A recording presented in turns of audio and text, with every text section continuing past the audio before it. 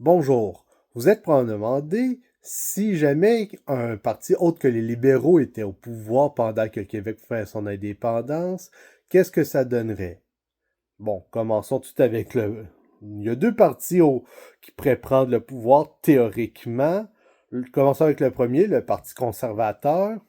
Basé sur l'historique du parti dans les dernières décennies, notamment avec Mulroney et Harper, le parti serait beaucoup plus enclin à essayer de réformer le Canada et à rendre les choses plus vivables pour le Québec. Et d'ailleurs, bien qu'il ferait tout pour essayer d'empêcher le... En fait, je dis faire tout, mais ferait tout ce qui serait légal pour empêcher. Peut-être qu'il y aurait un peu de triche, mais beaucoup moins que sous les libéraux. La discussion serait beaucoup plus honnête et surtout, à la fin, supposons que le Québec vote oui, les négociations seraient de beaucoup plus bonne foi et il n'y aurait pas automatiquement une tentative d'invasion comme avec les libéraux, même si ces derniers prétendent le contraire. Ensuite, si les conservateurs, c'est le parti de droite, il y a le NPD qui correspond au parti de gauche.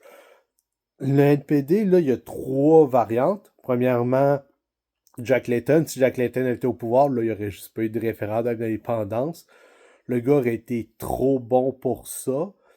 Ensuite, un successeur digne de Jack Layton qui, sans lui arriver à sa hauteur, soit quand même digne de lui succéder, eh bien, la triche serait minimale, voire inexistante. Les négociations seraient de bonne foi. Il y aurait des tentatives de bonne foi de régler les choses.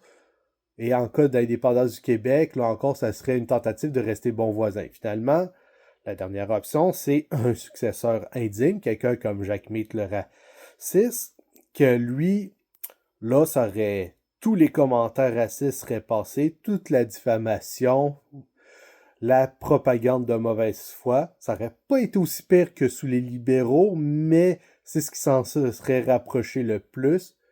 Et naturellement, il y a à voir comment il a bien digéré le fait de ne pas être populaire au Québec lors de sa première élection, dû au fait de ne pas avoir connecté les gens. Faut croire que s'il aurait perdu le référendum, ça aurait été de la mauvaise foi pleine. Il n'aurait peut-être pas envahi, mais il aurait été vraiment un très mauvais perdant. Donc, quelqu'un de cette trempe-là, les choses risquent de pas très bien se passer. Sur ce, bonne journée et à la prochaine.